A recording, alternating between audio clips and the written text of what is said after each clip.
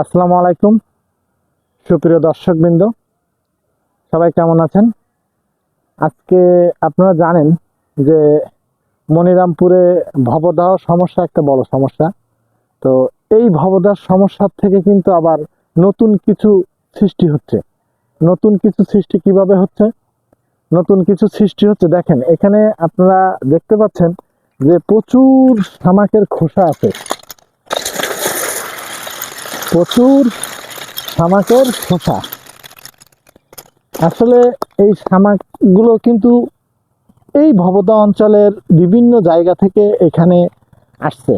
এটাও কিন্তু মনিরামপুরের ভিতরে, তো এই শামাকগুলো নিয়ে আসার পরে এটাকে ধুয়ে পরিষ্কার করে এই যে আপনারা পাশে দেখতে পাচ্ছেন চুল্লি বা চুলা, এখানে কিন্তু এটাকে পোড়ানো হয় এবং এটা থেকে চুন তৈরি করা হচ্ছে। এখানে যে চুন তৈরি হচ্ছে সেই চুন কিন্তু কৃষি জমিতে এবং মানুষ আমরা যে খাওয়ার কাজে যেগুলো ব্যবহার করি এই চুনগুলো কিন্তু আমরা এখানে ব্যবহার হচ্ছে। তো আজকে আসলে মনিরামপুরে এই ভবদা অঞ্চলে একটা বড় সমস্যা পানি জলাবদ্ধতা। এই জলাবদ্ধতা থেকেই কিন্তু এই শামুকগুলা তৈরি হচ্ছে।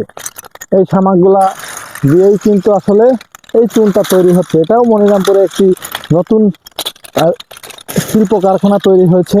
এখানে অনেকদিন যাবৎ এই শামাক থেকে যে চুন তৈরির প্রক্রিয়া এখানে আজ চলমান আছে। এটা আসলে না দেখলে বোঝানো বা আপনাদেরকে বলে বোঝানো আসলে খুবই কষ্টকর ব্যাপার। আপনারা এখানে যদি কখনো আসার সুযোগ হয় মনিরামপুরে, এই যে শামাক থেকে চুন তৈরির কারখানায়, ঠিক আসলে এখানে যে শামাক থেকে চুন তৈরি হয় অনেকে হয়তো জানেন বা জানেন না। এটা কৃষি ক্ষেত্রে কিন্তু বড় একটা অবদান।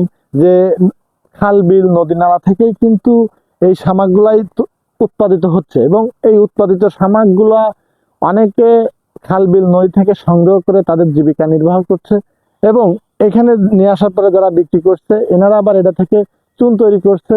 চুন তৈরি করে বিভিন্ন জেলাতে, বাংলাদেশের বিভিন্ন জেলাতে এই চুনগুলাই কিন্তু তারা বিক্রি করছে।